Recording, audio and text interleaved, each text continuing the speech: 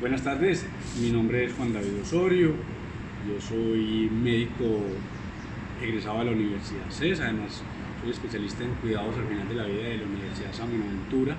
Llevo aproximadamente 15 años desempeñándome en el abordaje de acompañamiento de paciente con enfermedad terminal en fase final y su familia a nivel domiciliario.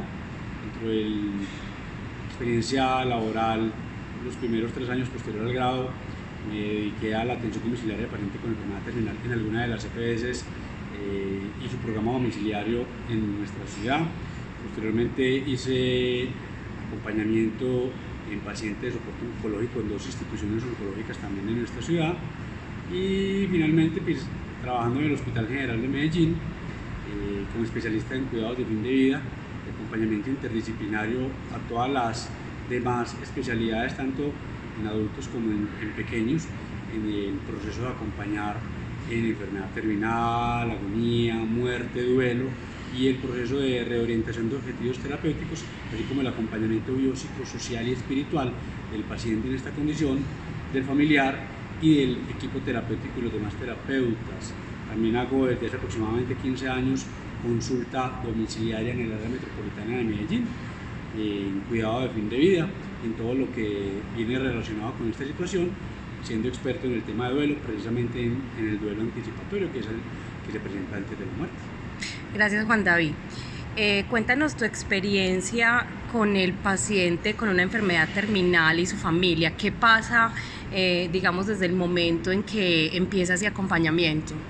Ahora hay una cosa particular, y es que, infortunadamente, los médicos tenemos una tara grande, y es que creemos que todas las condiciones de enfermedad terminal son de manejo médico y que implican control de síntomas. Pero además de eso hay que agregar que lamentablemente por la falta de formación académica de los profesionales en medicina en abordaje, acompañamiento del paciente y su familia, nos vemos en algún momento de la evolución y de la enfermedad faltos de recursos, y llegamos a decir algo tan absurdo, pero supremamente absurdo, como el decirle al paciente y a su familia: no hay nada más que hacer, lo cual es completamente falso. El que no tengamos la posibilidad de curar nos invita a entender y a comprender que la enfermedad y la terminalidad, así como la muerte, hacen parte de un proceso indivisible de nuestro ciclo vital individual y dentro del ciclo vital de las familias, y por ende nuestra obligación es conocer, entender, tolerar y saber acompañar a estos pacientes que están ante una condición sumamente compleja y que indudablemente también carecen del recurso, pensando que es solamente de manejo médico. Entonces, el abordaje del paciente con enfermedad terminal no es solo médico, es psicológico y emocional, es familiar, es espiritual. La parte de síntomas realmente es poca, los medicamentos que nosotros utilizamos para eso no son muchos, y es del manejo de todos los médicos, no solamente de manejo especializado. El manejo especializado se determinará en aquellos pacientes que se salen de las manos de los niveles de atención básica e intermedia y que el médico no es capaz de darle cobertura a ellos, e indudablemente el paciente y la familia están sufriendo por una condición que pueda ser abordable y lo tienen que direccionar. Entonces creo que tenemos un recurso grande, tenemos un campo de acción muy amplio y unas posibilidades impresionantes para poder darle acompañamiento a estos pacientes si nos logramos desmontar de nuestra tara médica y técnico-científica, donde pensamos que la enfermedad es nada más medicina, que la condición de terminalidad es nada más medicalización. No, la parte técnico-científica al final muchas veces no es la prioridad, e incluso lo técnicamente posible muchas veces no es éticamente aceptable. Juan David, ¿existe para ti alguna diferencia del cuidado paliativo intrahospitalario al domiciliario? Más que diferencia, son interdependientes. ¿Por qué? Porque es que el cuidado paliativo es una forma de cuidado, así como también es una especialidad. Pero por ende, como ser una forma de cuidado, todos aquellos que intervenimos en el cuidado y acompañamiento del paciente y su familia debemos estar formados, educados y tener conocimientos mínimos o más avanzados de lo que es el tema de cuidados paliativos y lo que implica un amplio abanico de posibilidades desde el punto de vista biopsicosocial, procurando lo que es la integralidad de este. Entonces, el cuidado paliativo institucional puede ser o un bajo nivel como son los hospitales pequeños, los de barrio, los de municipios o de pueblos, el de mediana complejidad que son los hospitales de municipios más grandes y los de alta complejidad que es donde hay todas las especialidades e incluso se encuentra la especialidad de cuidado paliativo. Normalmente el paciente, cuando no tiene la posibilidad de ser controlado, pues se direccionará hacia una institución. Cuando el paciente se logra controlar o el deseo del paciente y su familia es estar en la casa, el mejor sitio para morir es el sitio donde el lugar que el paciente considera que es más adecuado. Puede ser casa, puede ser clínica. Con la mejor compañía no somos nosotros. Infortunadamente no somos los mejores para acompañar.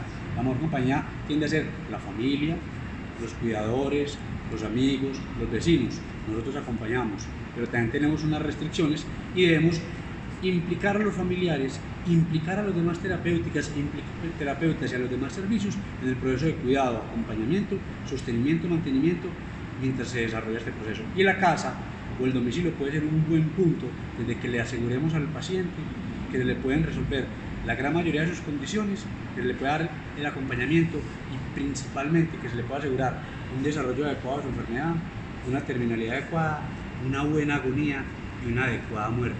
Porque afortunadamente, y así no lo creamos, sabemos morir. Es algo implícito en nosotros y alcanzamos a reconocerlo en el momento que nos estamos exponiendo a ello. De acuerdo a la experiencia que tienes en cuidados paliativos domiciliarios, pues acompañando al paciente y sus familias, ¿conoces el papel o el terapeuta de familia y cuál sería como ese lugar que podría tener en este proceso? Entonces, bien, infortunadamente, la parte de la terapia familiar la delegan a disciplinas particulares, trabajo social, psicología y medicina. Pero debemos entender la terapia familiar como una intervención, no como una disciplina. Una intervención que se puede aplicar desde el terapeuta familiar, que no necesariamente tiene que ser ninguna de estas tres áreas de la medicina o de las ciencias sociales humanas, sino alguien con formación académica, que puede ser una certificada, o con formación desde el acompañamiento y en función de muchos de estos procesos que se hacen, gente que desde el empirismo también tiene una formación adecuada que nos permita resolver las situaciones y hacer intervenciones en crisis en las familias e intervenciones de mantenimiento y sostenimiento del proceso de enfermedad, deterioro y muerte en el binomio paciente-familia, porque son indivisibles y se deben acompañar hasta el final del paciente, y una vez fallezca el paciente se debe procurar acompañar a la familia. Por ende, el terapeuta familiar puede ser el nexo entre el médico, el trabajador social, el psicólogo y el especialista o la institución y la familia, logrando vincular, integrar y dar un manejo integral de la condición del paciente tan compleja.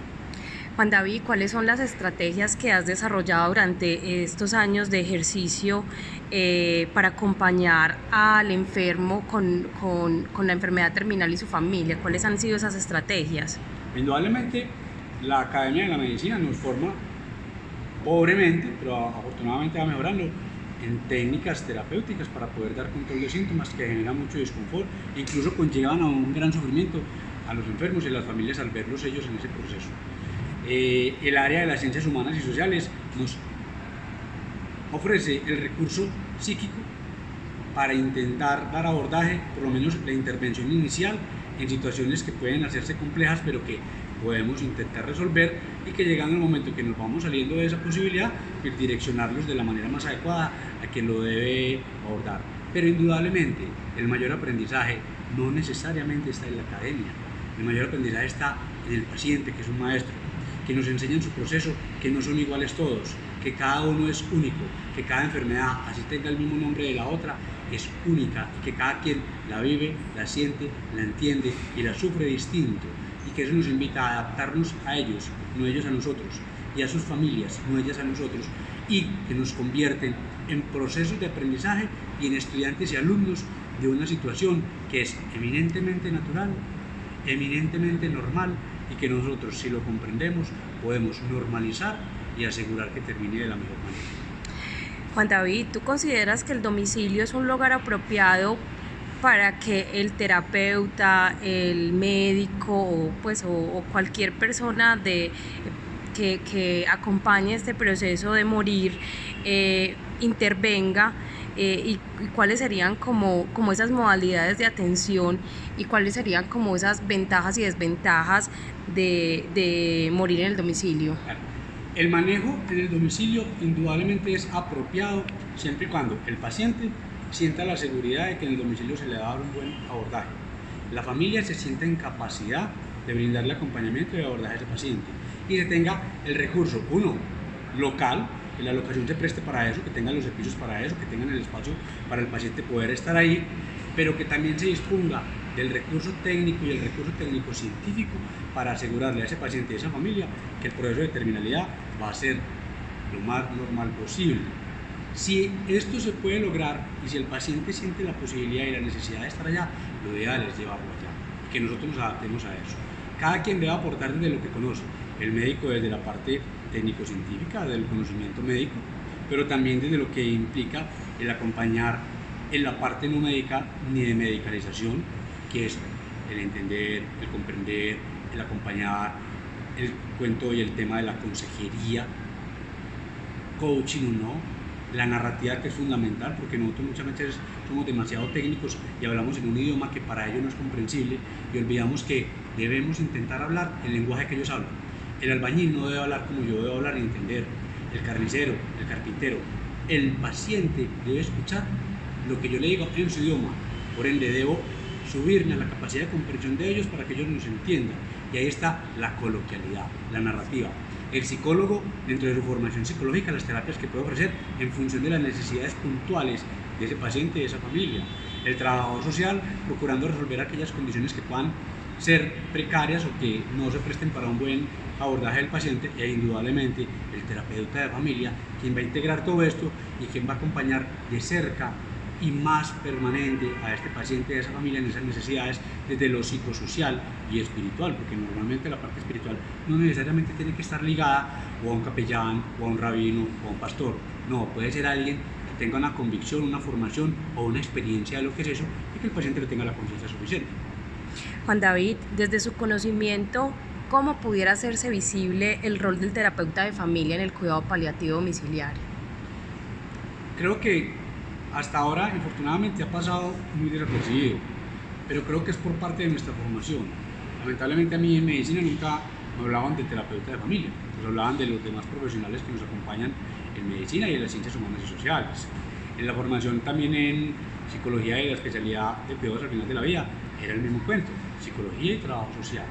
Creo que es volver a nuestros inicios, recordar que el acompañamiento familiar no necesariamente tiene que ser algo eminentemente técnico, que hay gente que tiene herramientas, que tiene formación, pero que también tiene una experiencia amplia en lo que es el acompañar y que ha logrado tecnificarlo, y ha logrado estructurarlo de la mejor manera a través de una práctica que se llama terapia familiar y que nos pueden ayudar a nosotros a hacer las cosas bien, ayudarles a ellos a que las tengan muy bien y que se haga el mejor desarrollo para que el paciente haya de terminar y su familia vean la terminación como algo muy natural y muy normal, muy propio de nosotros, a pesar de lo doloroso, que no les quito el dolor, ni de lo dificultoso que puede ser, pero que entender que hay personas diferentes a médicos, a psicólogos, a trabajadores sociales, a enfermeras, a terapeutas, llamados terapeutas familiares, que nos pueden dar una mano gigantesca y que nos pueden acompañar y ayudar a ir de la mano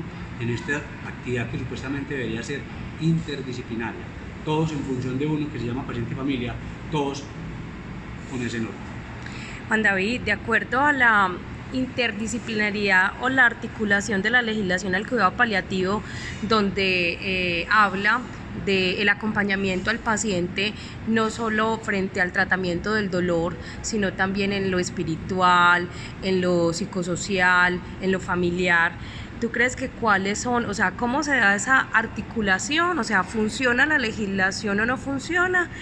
¿Y cuáles serían entonces los mayores retos y las mayores dificultades frente a esa articulación? En teoría las leyes son muy bonitas. La ley de cuidado paliativo, a pesar de ser corta, es muy clara en lo que es la necesidad del paciente con enfermedad terminal y su familia y lo que debemos darle y abordarle para que el paciente tenga cubiertas todas sus puntos complejos o sus puntos débiles y que se logre llegar a un fin adecuado, una buena terminalidad, una buena muerte, un buen duelo anticipado, un buen duelo posterior para la familia. El problema no es si la ley lo dice, el problema es que tenemos un sistema de salud muy pobre, con muy pocos intereses en función de esto, con unas necesidades grandes y que infortunadamente hemos perdido el norte. Pero bueno, no vamos a darle vueltas a eso es problema de otro. Creo que hablar de política no es el tema actual. Pero sí debemos tener en cuenta que todo parte de la iniciativa de los terapeutas. Si nosotros como profesionales vemos esa necesidad, generamos esa necesidad y resolvemos esa necesidad, nosotros estamos en capacidad de justificar que a través del sistema de seguridad social en salud de nosotros, el paciente obtenga lo que debe obtener: el médico, el terapeuta familiar, el terapeuta social, el trabajador social, psicología, enfermería y la parte espiritual, que es fundamental. Así no se le dé mucha importancia en algunas partes, pero si nosotros damos importancia en eso y le resaltamos la atención de la familia, la atención del paciente, creamos esa necesidad en ella, creamos esa necesidad de las aseguradoras, creamos esa necesidad del Estado, lo vamos socializando, lo vamos universalizando y lo hacemos algo normal, necesario y disponible para todos. Entonces creo que el papel está en nosotros, en ver que somos uno para todos y todos para uno, porque el paciente debe recibir la atención de todos. Que cuando nosotros nos sectorizamos y que un especialista dice que es el mejor en esto, que otro dice que es el mejor en aquello, y empezamos a dividir el paciente por partes, perdemos nuestro norte. Le quitamos la importancia de la familia, perdemos también un valor fundamental en el abordaje del acompañamiento. Si nos encargamos de pensar, sentir en el proceso de acompañar y vemos que la necesidad no es solamente técnica, no solamente de conocimientos, no solamente de recursos científicos, sino de comprensión, de tolerancia, de aceptación, de prudencia, de paciencia, de sabiduría, de aceptar la diferencia y entenderla, nos acercaremos entre todos y nos acercaremos para lograr el fin, el paciente y su familia. Es nuestro deber. Juan David, ¿conoces dentro de tus estudios académicos cuáles son como los autores que tú recomiendas para cualquier persona que quiera trabajar en el acompañamiento psicosocial del enfermo con una enfermedad terminal y su familia? O sea, ¿cuáles serían como los autores o libros que tú recomiendas que hayan sido como de gran apoyo dentro de todo este proceso de formación y de intervención? Muchos de los autores que uno encuentra son extranjeros, acá también los hay, pero la gran parte se referencia a los de fuera: Marcos Gómez Sancho, Ramón Vallés, Elizabeth Kubler-Ross, que tiene un montón de libros, Norbert Elías en La soledad de los moribundos, Philippe Ariès en La muerte en Occidente, también está muchos de los psicólogos como Cabo de Villa. Creo que hay mucha literatura que nos puede ayudar, pero más que recomendar uno u otro es, las redes sociales nos permiten encontrar. Hay una red que se llama Cuidados al Final de la Vida, donde encuentran un montón de material disponible para descargar, para leer, videos para ver, audios para escuchar, donde verán las referencias tanto desde lo técnico-científico como desde lo coloquial, como unos niveles intermedios entre cuentos para la narrativa, documentos, leyes, normas y textos técnicos. Entonces creo que hay mucho. Más que recomendar autores es que cada quien, según su necesidad, busque qué es lo que requiere y seguramente va a encontrar lo que necesita. En nuestro país, en nuestra ciudad, hay muchos recursos a nivel domiciliario, a nivel institucional. Existen los terapeutas de familia, existen los trabajadores sociales, los psicólogos, los médicos y los médicos especialistas. Entonces creo que es simplemente saber tocar puertas y saber llegar al punto donde requerimos, y que quien acceda a ellos, lo que uno aspira es que sea recibido de la mejor manera y de una forma cortés, cordial y compasiva y humilde, sea entendido, recibido, aceptado y acompañado. Juan David, ¿cómo ha sido el reto de ser un médico que acompaña en cuidados paliativos domiciliarios? Es decir, ¿cómo te abriste camino? ¿De qué manera acompañas las familias? ¿Por qué te buscan? Eso es una cosa muy particular, porque infortunadamente me ha tocado ir creciendo solo, por situaciones particulares que no tienen relevancia en mencionar, pero siempre ha sido mi necesidad y mi deseo por aprender, por entender esta condición y esta situación para estar en función de los pacientes. Y es lo que me ha permitido desde pregrado pensar en ellos, formarme en posgrado y continuar en programas de actualización, programas de consejería, acompañamiento de familia, acompañamiento en duelo, congresos, eventos, simposios, y el universalizar esta información a través de las redes sociales. Ante las dificultades que se han presentado, ante la precariedad de los servicios, ante la falta de profesionales, creo que si nos ayudáramos todos sería maravilloso, pero cuando le toca a uno a veces andar solo, creo que toca buscar lo mejor para los pacientes, ofrecerlo de la mejor manera, de la manera técnico-científica que lo respalde a uno, lo que existe, lo que hay documentado, y lentamente ir creciendo, ir creciendo. ¿Cómo han llegado a mí? De boca en boca, ocasionalmente por un profesional que recomienda, por un médico que recomienda. Pero creo que lo que más ha impactado es lentamente, en varios años, irme dando a conocer a los pacientes, a las familias, a las instituciones, a los profesionales, lo que hago, que lamentablemente en domiciliario somos muy pocos, pero que afortunadamente los que estamos comprometidos con eso, estamos entregados al paciente y estamos dedicados a dar lo mejor para ellos dentro de los recursos que normalmente pueden ser precarios. ¿Cómo es normalmente esas intervenciones? O sea, ¿qué es lo que normalmente hacen? ¿Cuáles son como las mayores demandas de los pacientes o los familiares? ¿Qué es lo que usualmente encuentras como en esas consultas domiciliarias? Uno, una percepción de falta de atención de la medicina. La gente está cansada, está agotada, está decepcionada de la medicina en general, incluso hasta de la medicina especializada. Entonces buscan algo diferente de la medicina. Llámese cuidados paliativos, llámese cuidados al final de la vida, llámese counseling. Hay una cantidad de alternativas que se puede hacer, las terapias familiares como tal. Es uno, hay una gran decepción. Dos, no buscan solo que se les controlen síntomas, no buscan solo que se les controle dolor, asfixia, náuseas, vómito. Buscan que se le entienda el porqué el dolor, porqué la asfixia, porqué la náusea. Intentan que se les den unos recursos para comprender por qué cuando llega la noche se angustian, por qué cuando están solos se angustian, por qué cuando están a oscuras se angustian.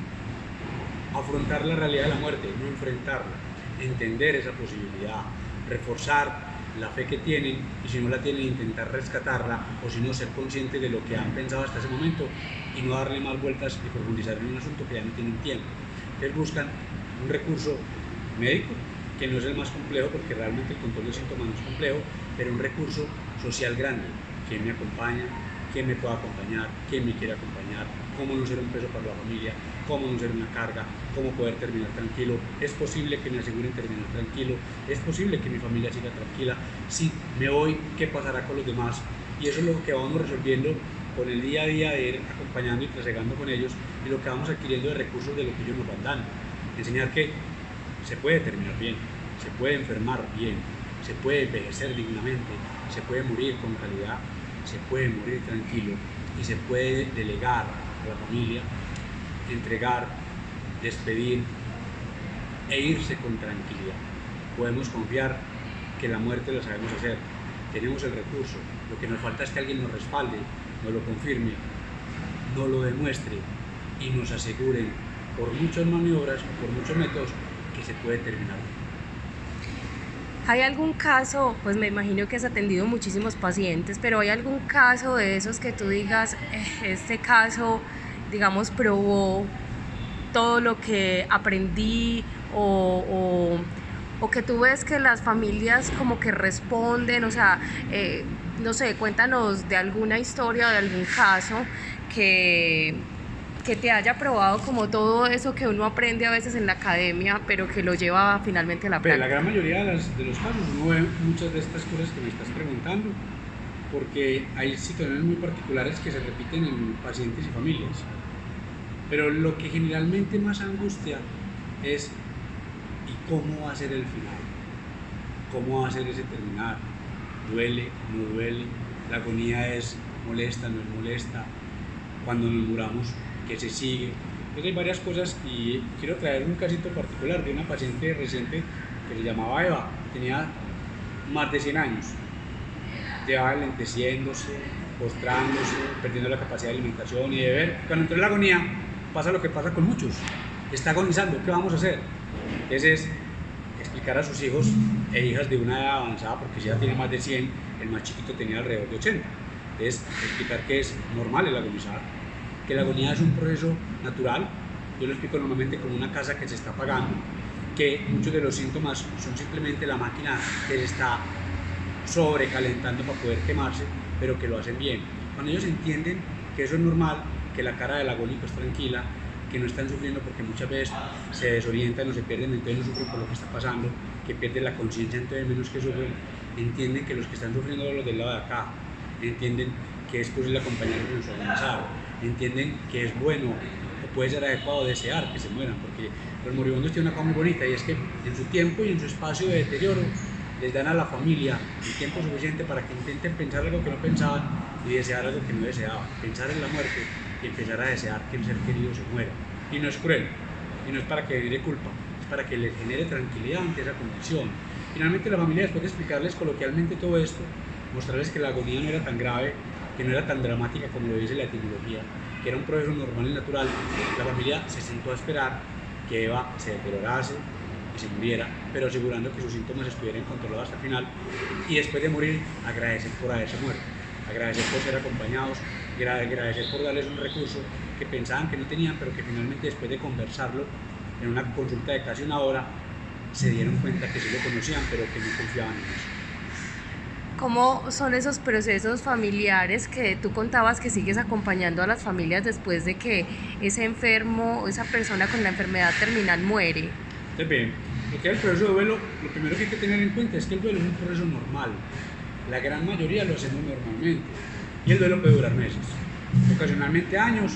Cuando dura más de 6 meses algunos dicen que es duelo complicado, hay quienes dicen que sí, que no. Normalmente lo que hace uno es el seguimiento a la semana, al mes, a los 2 meses, llamarlos, contactarlos o hacer una nueva consulta con ellos para conversar, ver qué se está saliendo de la capacidad normal, ver si han entendido la muerte como lo es, ver si se están adaptando a la realidad de esa pérdida, la posibilidad de que tienen que seguir sin ese que se murió, que tienen que readaptarse a esa realidad, que tienen que retomar los papeles que el otro hacía y que tienen que reencauzar y reestructurar el proceso de vida.